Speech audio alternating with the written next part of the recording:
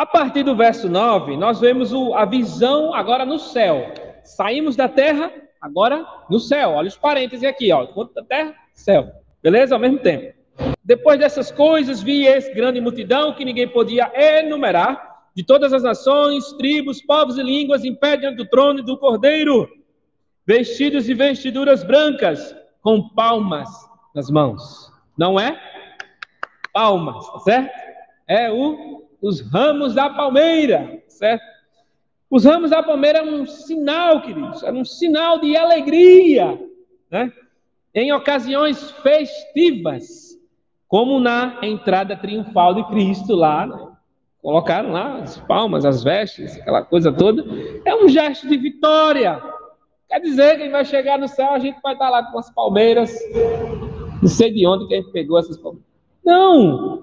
É símbolo de que nós celebraremos a vitória do Cordeiro para sempre. Tá certo?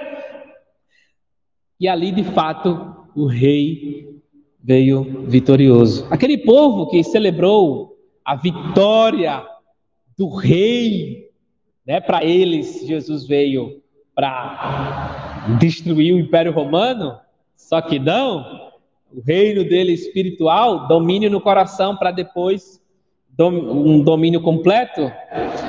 Aquelas pessoas, as mesmas que receberam Jesus, foram as mesmas que mandaram crucificá-lo. Pobres, ricos, velhos, novos, todas aquelas pessoas. Tá bom? Então, por isso que em Apocalipse 6, do 12 ao 17, né, quando a gente falou na semana passada, ele classifica aqui os tipos de pessoas condenadas eternamente. Está todo mundo envolvido, todos que não creem em Cristo, não tem situação econômica, não tem situação se é bonito, se é feio, para ele vai sambar do mesmo jeito no fogo eterno. Bom? A expressão vestidos e vestiduras brancas, olha o branco aparecendo aí, nós vamos falar um pouco mais para frente. Branco, em Apocalipse, é pureza, justiça de Deus na vida do seu povo. E clamaram com grande voz, dizendo: ao nosso Deus, que se assenta no trono, e ao Cordeiro. Para ser um cântico, né? Pertence a salvação. Queridos, ao Senhor pertence sim. Nós somos salvos para Ele, exclusivamente para o Senhor. Ele que determinou os parâmetros dessa salvação, de como é que a pessoa deve ser salva. Meus irmãos, um alerta. A única diferença entre o servo de Deus, o crente, o salvo em Cristo Jesus, cristão, para outra e qualquer religião ou religioso, o homem, ele é puramente religioso, tá certo? O ateu é religioso, todos são religiosos, está na nossa essência humana. A única diferença, sabe qual é? Que nós não precisamos fazer nada para ser salvo. Isso é que intriga, que humilha o homem. Eu não preciso fazer nada para ser salvo. E agora? Não quer dizer, né? Aí foram atos de Deus, justificação. O ato de Deus de nos santificar. O ato de Deus de nos salvar. Então, que mérito eu tenho? Efésios 2:8, né? O que é que diz Efésios 2:8? Foi pela graça? Mediante o quê? Isso não vem de vocês, é dom de Deus. Até a própria fé em Cristo não vem de nós. Então, a única diferença que nós temos das outras religiões é essa. As outras religiões têm orações, têm jejum. Mas jejum é muçulmano, viu?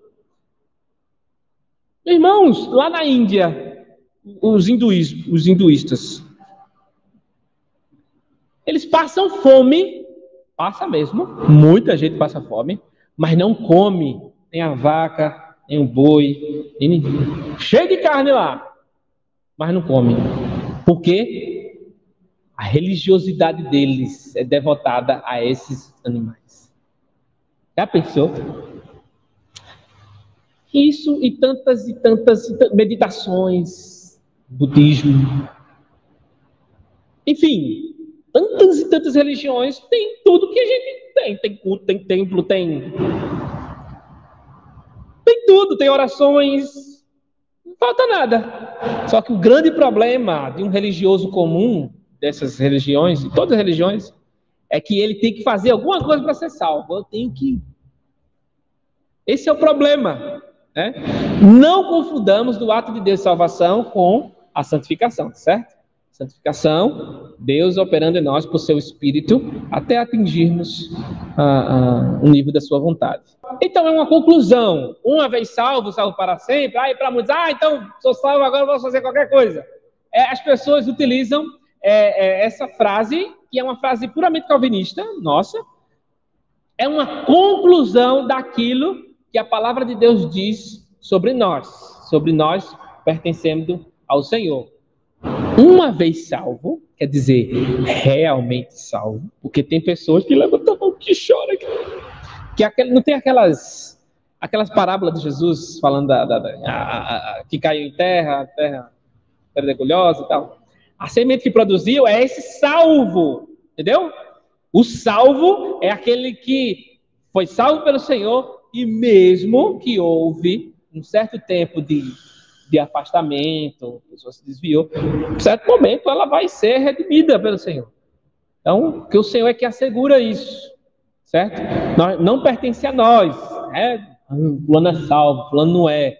Mas nós podemos identificar pelas Escrituras quem é falso crente.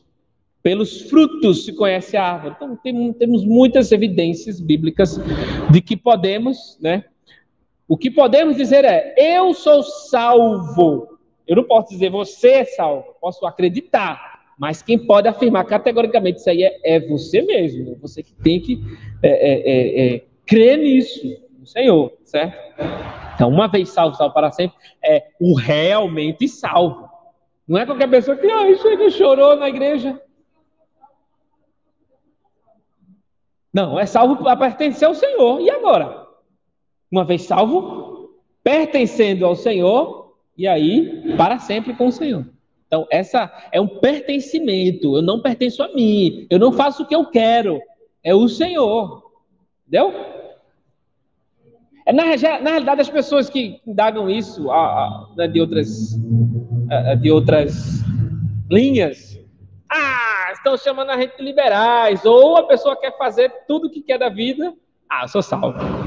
Se engana. Porque nos conduz a uma santificação. É uma má compreensão de quem quer fazer o que quer, na realidade, né? Mas é uma verdade, certo? Porém, é preciso ser explicado o que é esse ser salvo e por que para sempre. Então, é uma conclusão de um pensamento de um pensamento reformado, tá bom? Bíblico, né? Primeiramente é bíblico. Bom, ao Senhor pertence a salvação. Todos os anjos, verso 11, todos os anjos estavam de pé, rodeando o trono, os anciãos, os 4 seres viventes, e ante o trono se prostraram sobre o seu rosto, e adoraram a Deus, dizendo, amém. Louvor e a glória, a sabedoria, ações de graças, e a honra, e o poder, e a força, sejam ao nosso Deus, pelos séculos dos séculos. Amém. Não é muito amém, é muito assim seja. É muito tudo certo, agora vai. Então, são 7, todas as vezes que há louvores a Deus e a Cristo, aparece, na maioria das vezes, aliás, 7 atributos. A gente já viu, né, em Apocalipse 4, 5, cada um lá, 7 atributos. E a gente vê aqui novamente 7 atributos: louvor, glória, sabedoria, ações de graças, honra, poder, força, tudo que abrange a nossa vida, tudo que Deus compartilhou em nossas vidas, tudo que Ele deu, força, sabedoria, vigor, tudo que Ele nos passou é para ser devolvido para Ele. No capítulo 5 lá, está lá riquezas, sabedoria, força, os bens que nós administramos, a mordomia ao Senhor e tudo mais. Tudo pertence ao Senhor. Todo o nosso ser, tudo que administramos, toda a nossa vida, tudo foi feito para Ele, por meio dele. Até Isaías, se não me engano, no capítulo 43, este povo que formei para mim foi para que me celebrasse louvor. Deus formou-nos para Ele, sua glória, para a sua honra. Bom, agora vamos aqui, né? Do 13 ao 17, temos umas coisas boas aí para compartilhar também. Um dos anciãos tomou a palavra, do 13 diante. Tomou a palavra dizendo: estes que se vestem de vestiduras brancas, quem são e de onde vieram? Quem são estes? O dos anciãos lá pergunta a João. Devia ser o contrário, né? Mas isso é uma metodologia hebraica, né? De se fixar as respostas, certo? João não sabia, provavelmente. Tu sabes. É igualzinho a Ezequiel lá no Vale de Ossos Secos. Poderão, filho do homem, esses ossos aí reviver? Senhor, tu sabe. Ele diz que sim, que são. O senhor sabe aí. De onde vem? Respondi-lhe: Senhor, tu sabes. Então ele me disse: são estes os que vêm da grande tribulação. Lavaram as suas vestiduras e as alvejaram do sangue do Cordeiro. Eita, que versículo abençoado. Irmãos, a expressão grande tribulação inclui um cumprimento em 2 tempos aqui, tá certo? Todos os cristãos que têm experimentado opressão e perseguição por toda parte ao longo da história, é uma expressão universal e coletiva que abarca todos os santos ao longo das eras. Lembremos que lá no 5º selo, abriu-se o 5º selo e vi que tinham debaixo do altar almas aqueles que tinham sido mortos por causa da palavra de Deus, testemunho e tal, tudo mais.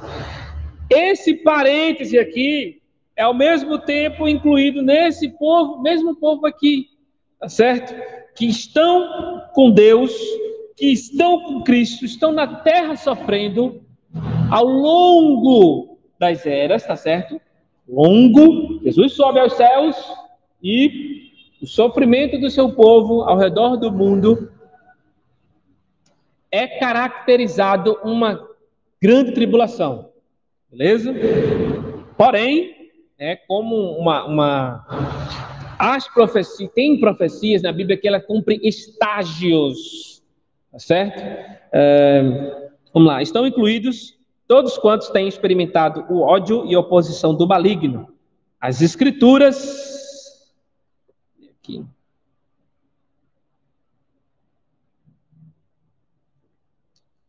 As Escrituras ensinam que o povo de Deus, de todos os lugares e de todos os tempos, se tem deparado, se depara e se deparará com perseguições, perigos e dificuldades até o fim dos tempos. Beleza? Tribulação no sentido mais geral. O povo de Deus sofre porque pertence ao Senhor. Precisa negar as exigências dos homens do mundo, as exigências dos ímpios, que quer que neguemos o nome do Senhor. A grande tribulação propriamente dita por Jesus, em Mateus 24, né? Mateus 24, 21 diz assim: pois então haverá grande angústia, como nunca, desde o princípio do mundo até agora, e nunca terá outra igual. Ou seja, um grande tempo de perseguição aos fiéis e perseverantes em Cristo Jesus. Daniel 12, 1 diz assim: de angústia tal como nunca aconteceu desde o princípio das nações até então. Queridos, grande tribulação também está se remetendo a algumas coisas na história, para se apontar para o fim dos tempos, elas dão um flash do que vai acontecer no fim dos tempos, tá certo? Daniel profetizou bem antes de Jesus, lógico, que já haveria esse tempo de angústia. Porém, esse tempo de angústia houve no período do Antíoco Epifânio, quando eles sacrificam a porca lá em Jerusalém, no templo, e ali é profanado o templo do Senhor e tudo mais. Ali o povo de Deus sofreu bastante, aqueles que estavam servindo ao Senhor. Após Jesus falar essas coisas também, no ano 70, a Jerusalém ela foi sitiada.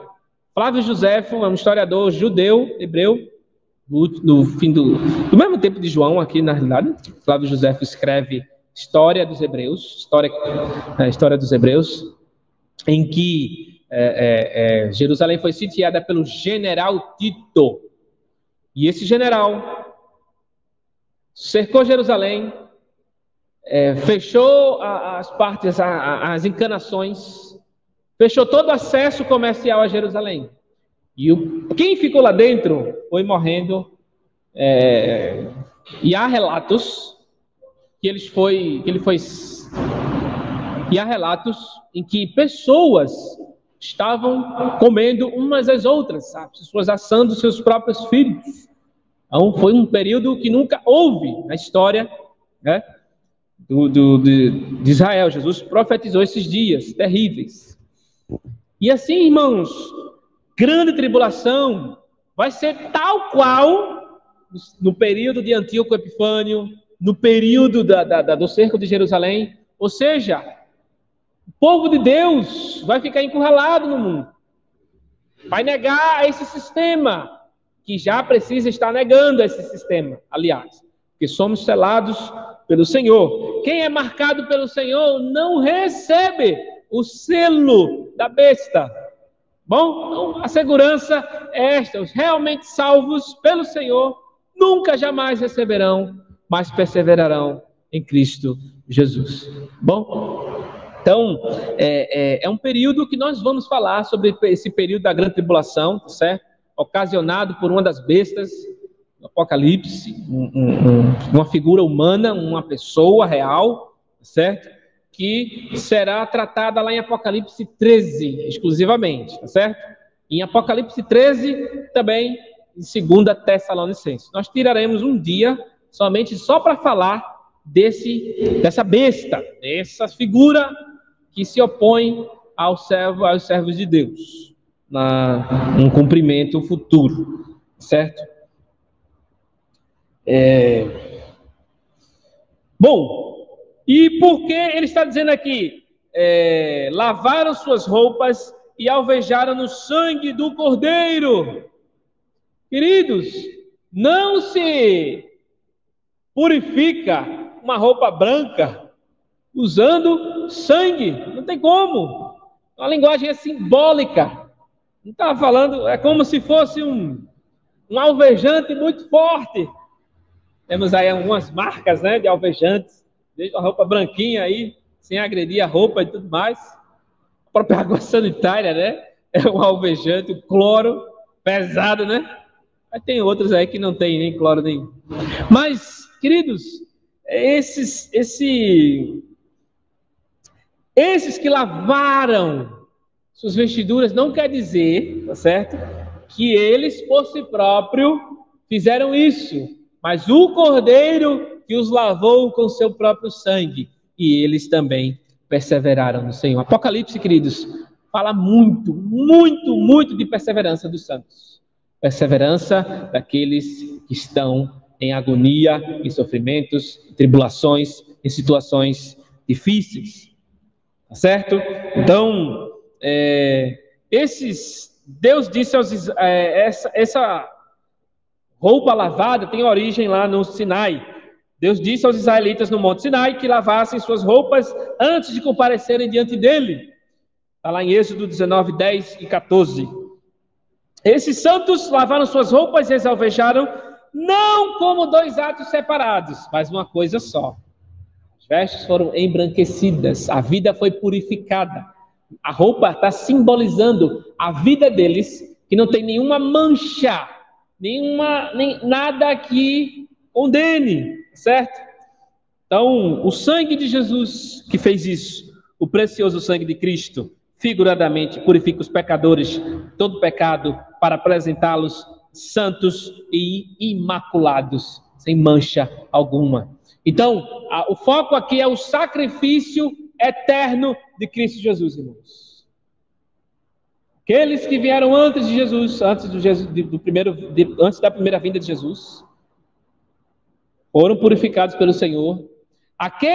Nós que estamos crendo em Jesus, vem sendo salvos depois que Jesus veio, olham para trás, olham para a cruz de Cristo, foram embranquecidos, estão no processo de purificação, até que se complete esse processo e cheguemos na glória. Tá bom? Então, é basicamente isso.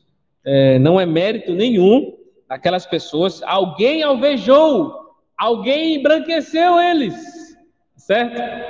Então, através dos sofrimentos, queridos, Deus nos purifica também. Tá? E se Deus deixasse sol, praia, sombra, água de coco, a gente ia pecar mais ainda. Então Deus nos outorga, nos envia sofrimentos para também purificar nossas vidas. Através do sofrimento, o Senhor trabalha em nosso interior, expurga aquilo que não presta e vai tratando daquilo que estamos em falta, certo? E também prova se realmente somos do Senhor. Não. O sofrimento vai exibir, vai mostrar, escancarar se pertencemos ao Senhor ou não, tá certo? Bom, no verso 15, razão porque se acham diante do trono de Deus e o servem de dia e de noite no seu santuário, e aquele que se assenta no trono estenderá sobre eles o seu tabernáculo. Queridos, que mensagem maravilhosa. Enquanto estava estudando, pensando, disse, nossa, chega logo. Eu quero estar nesse momento aí. De dia e de noite. Sabe o que quer dizer isso? Lá no céu não vai ter nem dia nem noite, tá certo? Essa aqui é uma figura de linguagem para dizer o tempo todo. O tempo todo estaremos diante do Senhor. Tem gente que canta aí dizendo que quer ver Abraão, Isaac, Jacó, Sadraque, Mesaque, sei lá quem. Não, eu vejo Jesus. Sabe o que o texto está dizendo, queridos? Teremos acesso direto, meu irmão. Hoje nós temos acesso espiritualmente pelo sangue de Jesus. Nós oramos, conversamos com o Senhor. Aqui é acesso físico e em toda a integridade humana, ou seja, com o corpo glorificado, teremos acesso direto ao Senhor. E não morreremos porque estamos diante da face dele. Porque ele nos embranqueceu, nos purificou de toda iniquidade e injustiça. Entendeu? Então, acesso direto ao Altíssimo. É o Santo dos Santos proibido lá no passado. Só podia uma vez por ano o sumo sacerdote entrar. E segundo algumas literaturas rabínicas israelitas,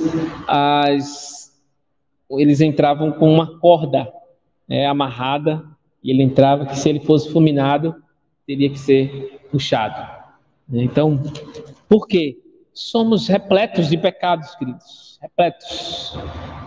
Mas a graça do Senhor vai nos purificando, dia após dia, progredindo na sua presença. Esta é uma linguagem pactual que expressa o desejo de Deus por uma comunhão íntima com seu povo, habitando com eles no mesmo santuário. No jardim do Éden, Deus tinha comunhão com Adão e Eva. Será uma comunhão semelhante a Adão e Eva. Conversavam lá, na viração do dia, Deus vinha lá, passeava com eles. Era lindo o relacionamento. O pecado interferiu, mas não interrompeu o plano de Deus. Bom? Então, Deus vai nos fazer mas tão para Ele, que será impossível pecarmos. Ou seja, porque a presença do pecado irá desaparecer. Não existirá pecado, certo? Essa é a nossa segurança no Senhor. Tudo que se remete, está envolvido no pecado, tudo isso aí, não haverá nada disso, nenhuma interferência lá na glória. Hoje é possível pecarmos. Temos a natureza perversa, pecaminosa, que guerreia contra o Espírito de Deus. Né? Aquela batalha espírito e carne. Carne é natureza perversa, não é corpo físico, certo? É diferente. Bom, irmãos, temos inúmeros textos bíblicos. Eu não vou ler todos os textos bíblicos. Anotamos aqui alguns que se referem a Deus tabernacular conosco, Deus habitar conosco, nós habitarmos com o Senhor. Faz parte do projeto de Deus, tá certo? Essa é a nossa esperança, irmãos. Estabelecerei minha habitação entre vocês e não os rejeitarei. Andarei entre vocês e serei o seu Deus, e vocês serão o meu povo. Diz lá em Levítico 26, 11 e 12. Queridos, também Ezequiel 37, 26, 28 diz assim: porém o meu santuário no meio deles para sempre, meu tabernáculo permanecerá com eles, eu serei o seu Deus e eles serão meu povo, e como resultado as nações saberão que eu sou o Senhor que santifico Israel. Ezequiel 37, 26 a 28. E bom, irmãos, quando Deus diz aqui estaremos no seu santuário, seu santo templo, é figura de linguagem, porque santuário, santo templo em Apocalipse, lá não terá um templo, porque não haverá sol também, né? Não haverá coisas que a gente precisa aqui, mas tudo isso aqui está mostrando que é Deus, a presença dele conosco. Bom, nós estaremos desfrutando dessa sua presença. E na última parte do verso 15, diz assim: e estenderá sobre eles o seu tabernáculo. Cristo tabernaculou conosco. Deus conosco. Deus que está entre nós. O tabernáculo no Velho Testamento ficava onde? No meio do acampamento do povo de Deus. No meio. E assim o Senhor estará para sempre no meio do seu povo. Aleluia. Glória a Deus. Remoção de toda espécie de sofrimento e cura de todos os traumas e más lembranças. Jamais terão fome, nunca mais terão sede, não cairá sobre eles o sol, nem ardor algum. Meu irmão, jamais terão fome, sede, sol e ardor algum. 4 é o número do quê? Terra, da criação. Quem está acompanhando Apocalipse sabe. Só acontecem essas coisas em nossa existência na Terra. Tá certo, irmãos? Então, sofrimentos. Está mostrando aqui que somente nesse planeta tem toda sorte de sofrimentos, irmãos. Toda sorte de sofrimentos. Aqui mostra claramente que quem está sofrendo por causa de Cristo, às vezes vai passar necessidade. Aqui é uma figura de que quem está correndo no deserto, o sol quente, ardente, o chão pesando, não tem água, não tem comida, entendeu? Atravessando o deserto. Então a igreja atravessa a sua vida, a sua história, esse deserto. Salmo 30, verso 5 diz assim: o choro pode durar uma noite, mas a alegria vem pela manhã. A figura ali, a noite, é enquanto estamos nessa terra, que há só sofrimentos. A alegria vem pela manhã, o quê? Quando o Senhor raiar sobre as nuvens, glorificar o corpo de cada um do seu povo, e estará para sempre na sua presença, que é Cristo, é como esse sol que virá. E essa palavra, queridos, ela uma repetição de Isaías 49:10, que diz assim: dada aos exilados que retornavam da Babilônia para Israel, nunca sentirão fome nem sede, nem calor do deserto, nem o sol os afligirá, porque o que se compadece deles os guiará e os conduzirá mansamente aos mananciais das águas. É tanto que o verso 17 de Apocalipse, queridos, Diz o quê? Pois o cordeiro que se encontra no meio do trono os apacentará e os guiará para as fontes da água da vida. E Deus lhes enxugará todos os olhos, dos olhos toda lágrima. Queridos, todos os que se submetem aos sacrifícios, aos tais sacrifícios, têm a garantia de uma recompensa final, quando Deus converterá a sua fome em êxtase eterno, e o Cordeiro satisfará a sede deles para sempre. O ponto importante do texto é que Deus libertará seus seguidores de todo o sofrimento que eles passaram por causa dele. Irmãos, temos que estar dispostos a sofrer por Cristo, a sofrer pelo Senhor, a dar a vida por Ele, a não pecar para poder agradar ao Senhor. E assim, queridos, porque o texto que diz, e Deus lhes enxugará dos olhos toda lágrima. Que consolo! Mas que consolo! A linguagem aqui, irmãos, é alguém que veio de tamanhos sofrimentos, tamanhas perseguições, doenças, tudo que é na terra, tudo de ruim, agressões, males, assassinatos, espancamentos, tantas atrocidades que acontecem contra o povo de Deus. A pessoa chega lá agonizando, mas o Senhor vai dar um basta. Ou seja, nós não teremos amnésia. Repito, não esqueceremos, porém seremos curados definitivamente pelo Senhor. O Senhor, como diz, lhes enxugará, quer dizer que todo sofrimento, toda angústia, tudo que passamos, é porque não dá para imaginar isso, irmãos. Nada disso vai nos causar tristeza, dor, alguma coisa lá na glória, quando estivermos com Ele. Por quê? Porque Ele está nos curando, nos enxugando as lágrimas. E toda dor e toda tristeza terrenas serão removidas por Deus para sempre. Amém? Então, encerro aqui. Na próxima semana teremos próximo ciclo. Mais uma vez, vamos repetir a história da igreja a partir do capítulo 8 de Apocalipse, tá certo? As trombetas. O sétimo selo abre as trombetas, certo? Então, o sétimo selo não é alguma coisa, ele abre outro portal, né? E vai falar sobre algumas coisas nessa história de Cristo com o seu povo, com a sua igreja, bom, ao longo do tempo. Então, vamos orar nesse momento.